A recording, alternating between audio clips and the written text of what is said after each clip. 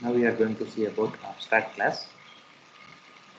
A class declared with a keyboard virtual is referred to as an abstract class. For the abstract class, we cannot create object, but we can subclass. That means we can derive from the virtual class. A class which is declared with the keyword virtual is called abstract class. That class we can't able to use directly. By inheriting that class, we can use the methods and properties of those classes. An abstract class can contain methods for which they are only a prototype and no implementation, just a method declared. See here, this example virtual is a keyword used to mention this class is an abstract class. So in class, within that, it will contain the class definitions in the sense methods will be mentioned there, but the implementation of the method we can do after inheriting this abstract class. Let's see example.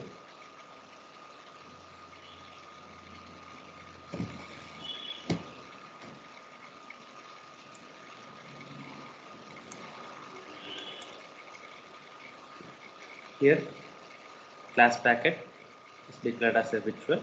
This is called abstract class. Here we have address as a property, and we have a method display, a virtual function void display. Here we have only the declaration of that function. To use this function or the method and properties, you need to inherit this packet. Okay. You are inheriting this virtual class as an extended packet. Okay. Class extended packet extends packet. From this, you are inheriting this extended packet. Here, I am implementing the functionality for this display. The abstract class can contain only the method declaration.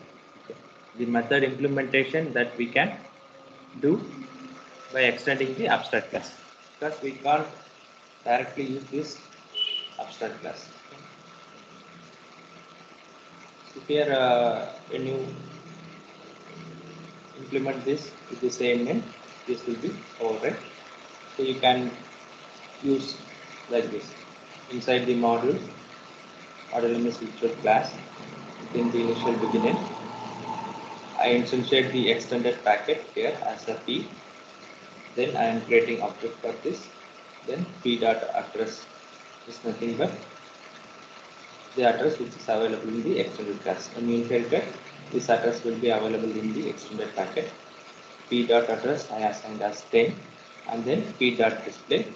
You will get the display value of address is 10. So this abstract class you can instantiate, but you can't create object for the virtual class. You can't.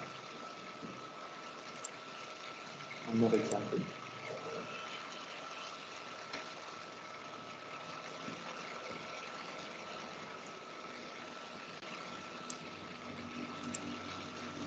Here, this is the abstract class, virtual class, abstract packet. Inside that, there is a method called virtual function each packet copy. The copy is a method. So it is going to support a type of each packet. So each packet is nothing but another class. Class each packet extends from this abstract class. Okay. So inside this, the same name function each packet copy.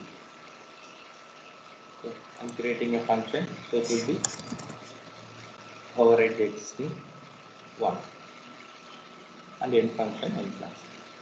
Okay. So here this method in each packet. Okay. So this each packet we are declaring after this virtual class. So when compiler compile this, it does not know what is this each packet. That right. So we need to declare that before this virtual function, virtual class, so that the compiler will recognize that what is each packet. Each packet is nothing but a class, right? So with the help of type def class each packet, we are telling that each packet is a class. We are going to use the further code. It's called forward referencing. So the compiler, when it compiles this each packet, it will know what is each packet. It's a class type. So later, the definition of that class will be available. So one more thing, here we are using virtual function. To copy, we are declaring with the virtual. In base class, make a practice that you declare all the methods with virtual. So it will be helpful when you override this function with the derived class. We saw in this concept during the polymorphism, right? So here inside the module, I instantiate this abstract packet as APKT and each packet as PKT. Okay. So here you can instantiate, it's not an issue, but you can't create object for the virtual class in the abstract class. Within the initial begin, create an object for this PKT, nothing but extended class, the red class. Then get APKT equal to PKT. That is, child class handle is assigned to parent class handle. It is legal, right? So after assigning, you assign this child class handle to the parent class handle. So when you call APKT dot copy, automatically when you use this virtual keyword here, it will override by the base copy method. When you call this, you will get inside copy of the packet class.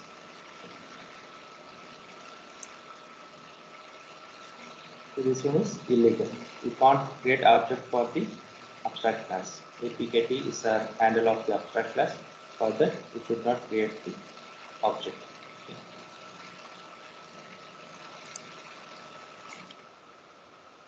Virtual methods, nothing but a virtual function and virtual task. So virtual is a keyword used before the function. In same way, for virtual task, virtual is a keyword used before the task declaration. Here, the need of using virtual is to override the base class method by using the derived class method. So in the previous example, we saw that same way.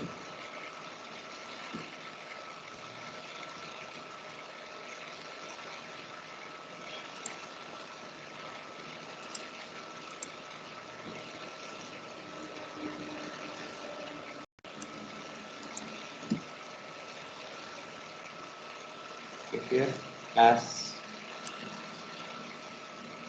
base class is there. Here we have one display function that is declared as virtual. Within that, I put a display inside base class. Then I am extending the base class as extended class. There also I use a display function. I put a display inside extended class.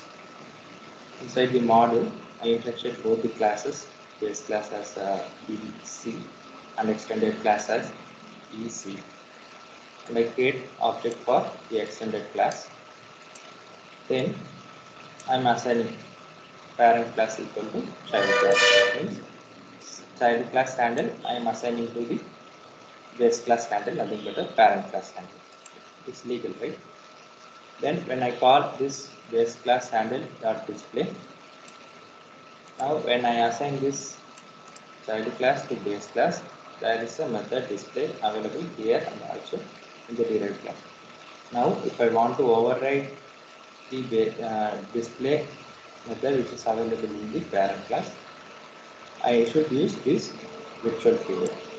Then only this display will override this display when I assign like this. So when I call base class handle.display, I will get inside extended class. Okay. Inside extended class, because this display function overrides this display. To override this, we need to use the virtual keyword.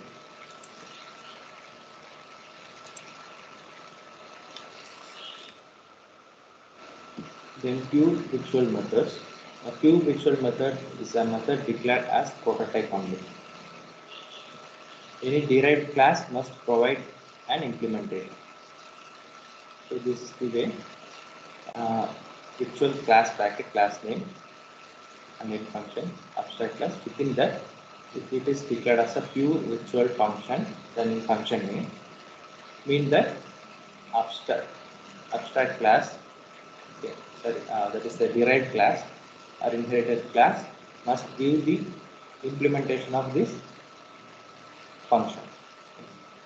Pure virtual method must be overridden within a derived class, or a compiler error will be triggered. If you are not implementing, if you are not overriding this method in the derived class, compiler will throw an error. Again, scope resolution operator is to colon. It's called scope resolution operator. Resolution operator allows access a static member, class property and methods. Static member of a class is property or a method. To access that, we should use this scope resolution operator. From where we can access it from outside the class, as well as access the public or protected element of the superclass within the derived class.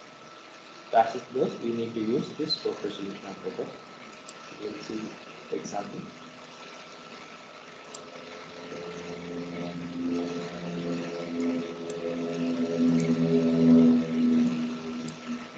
Here, class packet, address and ID, both are the properties of this class. Here, ID is declared as a static. Static means a common memory will be created for this ID. And within the function display, I am getting an input argument in B, and with the help of display, I am displaying values are ID value, this value, and D, whatever I am getting in this display, I am going to print with the help of dollar display. Within the module SRO class, int B is declared as a int, and I am assigning value 10 for B. Within the initial beginning, I instantiate this packet as T, and I am creating object for that. Now I already told to access the static property, we need to use scope resolution operator. When you use scope resolution operator, you can directly access to the class name. See here, packet is the class name, packet scope resolution operator, then the corresponding field or property ID equal to 20. And I display the function within inside the packet p.display, and B I am passing this value 10 I am passing. So it will display the values are, first one is ID value that I assigned as 20. 20 values are 20, then 10 I am passing that I am giving here. Values are 20 and 10.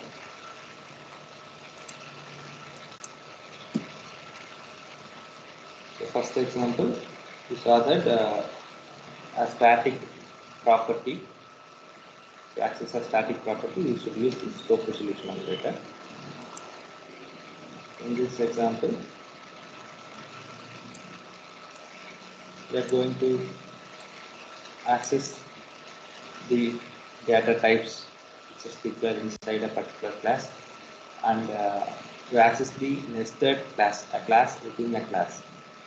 For that, we are going to use the scope resolution operator.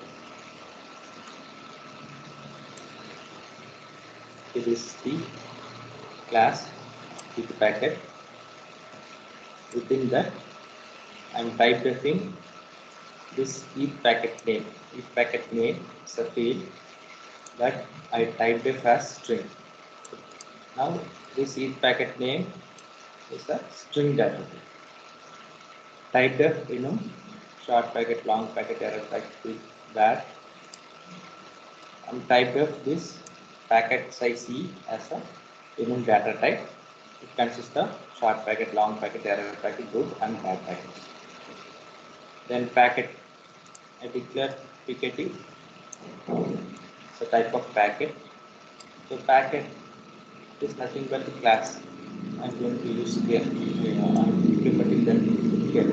But the compiler does not know what is packet. So I am type defing this. Type def class packet. So this class packet class I am going to use in the further code. So the compiler will understand that this packet they will use in the further part of code. So it will not throw anyone. Then inside the function you are creating object for the packet PKT. Then in class. So this class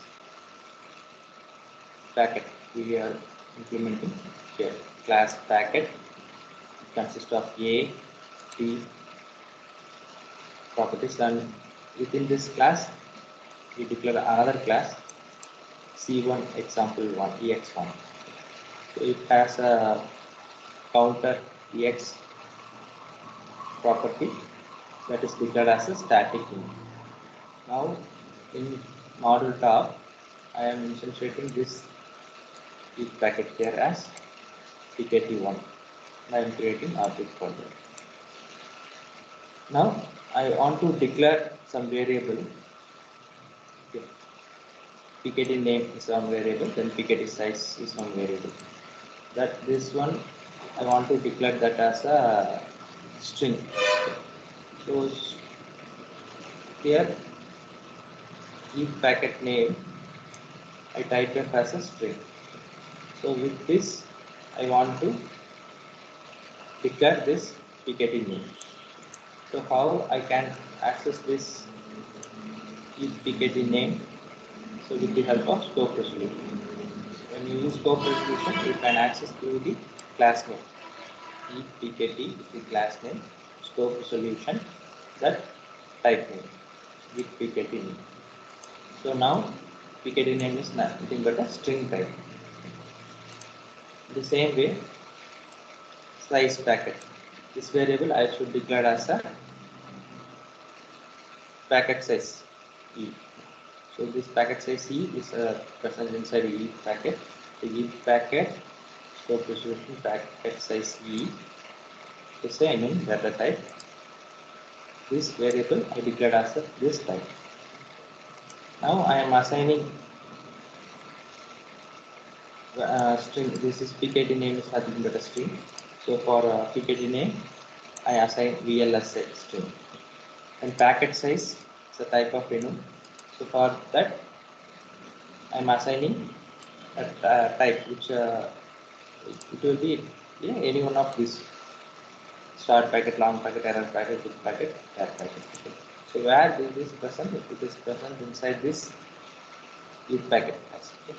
So each packet, then scope resolution, I'm assigning as a long packet. Now with the help of display, I'm displaying this packet size, size packet and packet name. You will get VLSI, and then packet size is 1. This why it is 1? It is displaying the corresponding values. It is 0, then this is 1. So you want to print name, I should give dot name. It will print in the corresponding string. Then X count.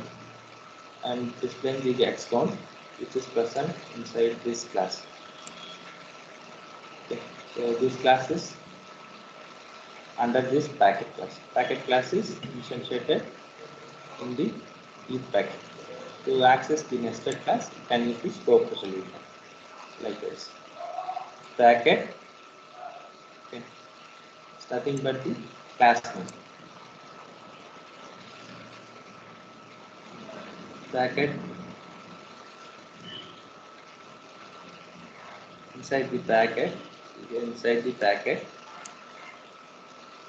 inside C1 example 1 inside is static property, right? Count example we are accessing. Now I want to change the value. What is the value? 0 is the value. Now I want to change this count example value as 30. So how I can access this scope resolution operator? That class name, corresponding class name. Okay. Then this class name and then corresponding value.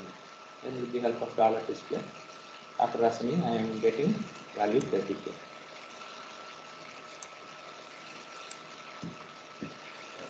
Another example.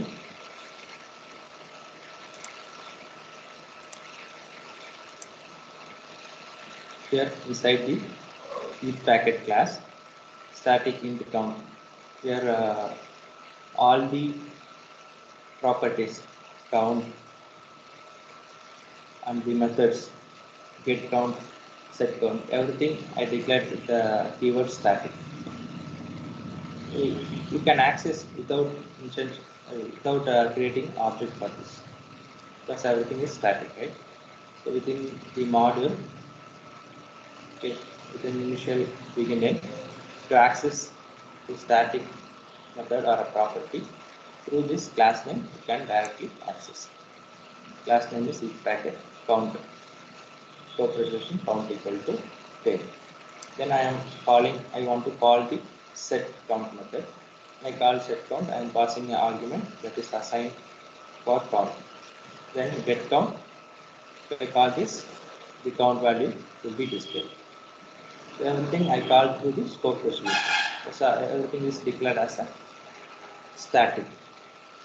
To call a static member or property or a method, you should use scope resolution operator.